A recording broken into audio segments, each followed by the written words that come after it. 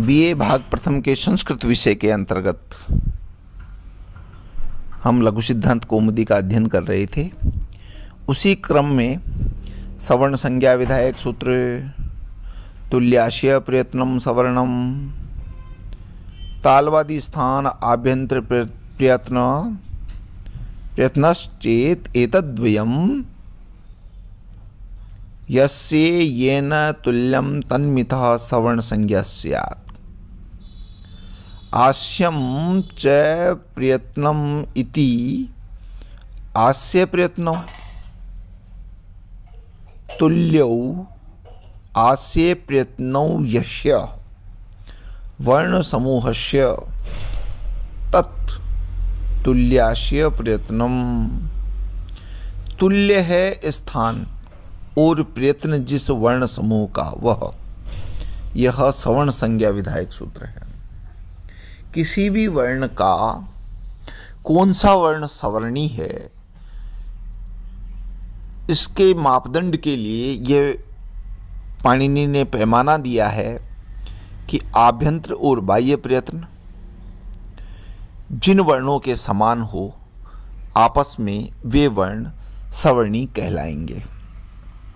हमें सबसे पहले आभ्यंतर प्रयत्नों का पैमाना लगाना चाहिए। उससे भी यदि कोई स्पष्ट नहीं होता है तो फिर बाह्य प्रयत्नों का सहारा हम ले सकते हैं। अब ये पैमाना होता क्या है? इसमें आभ्यंतर प्रयत्नों में तालु आदि स्थान और आभ्यंतर प्रयत्न जिन दो वर्णों का समान हो, वे वर्ण आपस में सवर्णी कहलाएंगे। जिनके स्थान और प्रयत्न समान होने चाहिए, उन वर्णों को परस्पर सवर्ण, उन वर्णों की परस्पर स्वर्ण संज्ञा होती है। आस्य भवम, इस अर्थ में यत प्रत्यय करके आस्यम पद बनता है।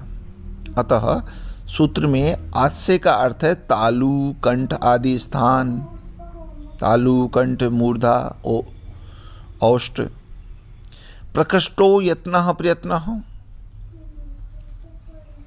इस विग्रह के अनुसार स्पृष्ट, ईशत स्पृष्ट, ईशत दिवृत, विवृत और समृत, ये 5 आभ्यंतर प्रयत्न कहलाते हैं।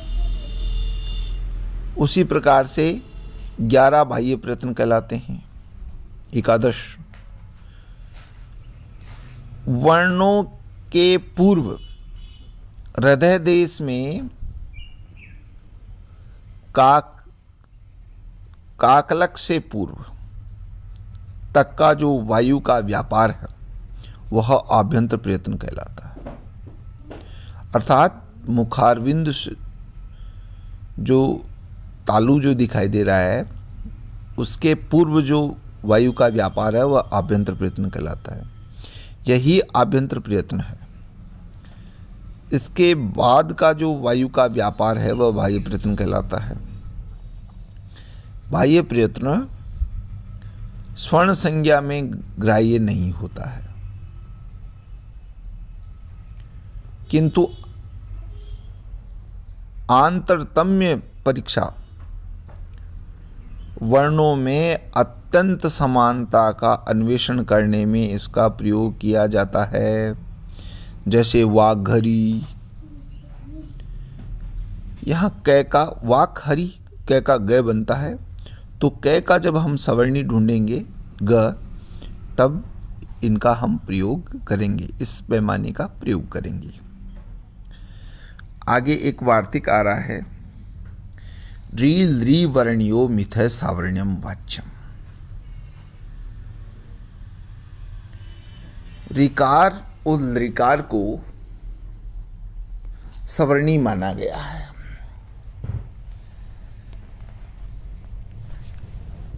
विद्यार्थियों, यहाँ जानने योग्य बात यह है कि अ ई उ री एषां वर्णाम प्रत्येक 18 भेदा हमने पढ़ा था। अ ई उ री में के 18 भेद होते हैं, परंतु ली के मैंने 12 भेद बताए थे। ली वर्ण से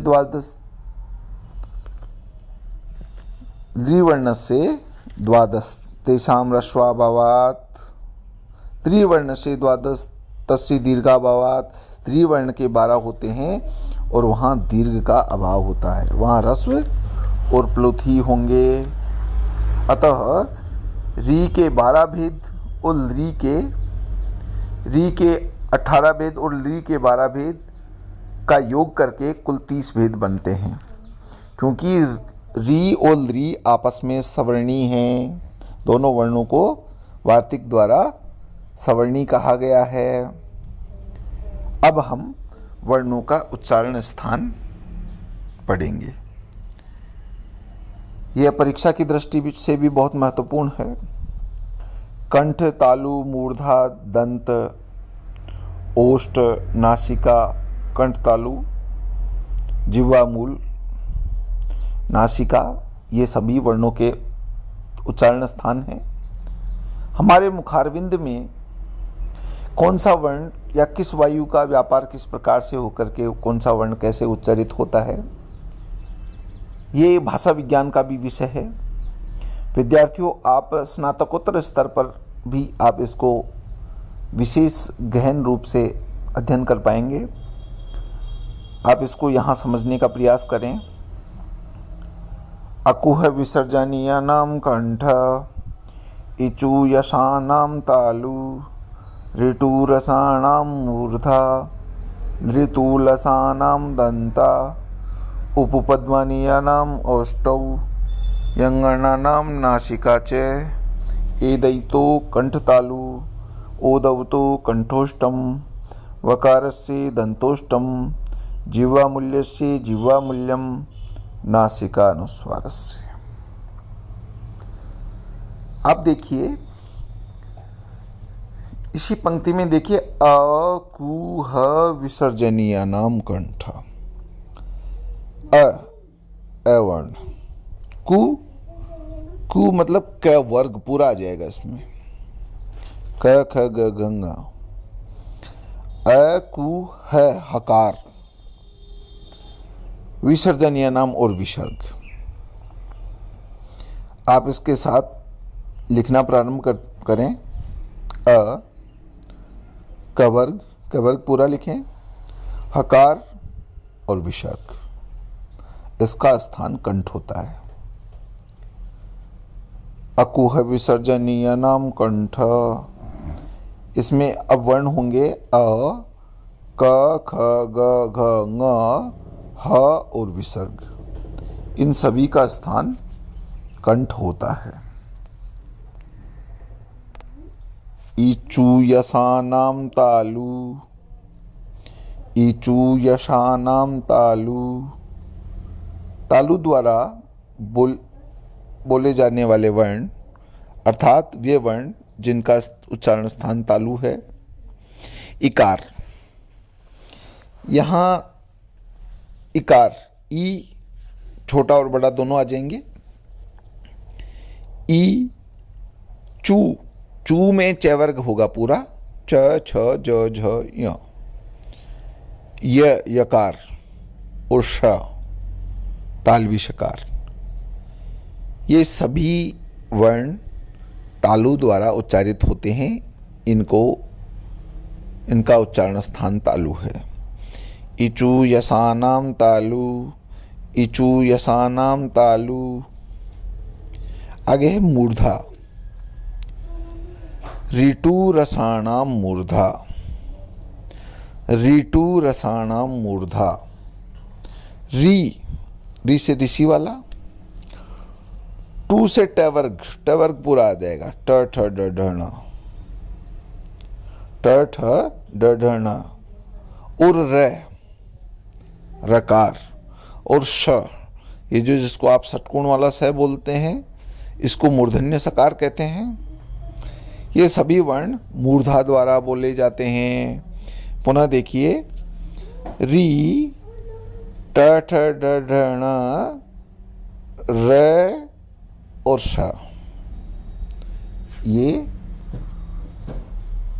सभी मूर्धा द्वारा बोले जाते हैं। इनको मूर्धन्य वर्ण कहते हैं, इनका उच्चारण स्थान मूर्धा है। उसी प्रकार से दंत, लृतुलसानां दन्ता, लृतुलसानां दन्ता, लृतुलसानां दन्ता। लृ, लृ वर्ण, लृ तू में पूरा तय वर्ग आ जाएगा। त थ द ध न।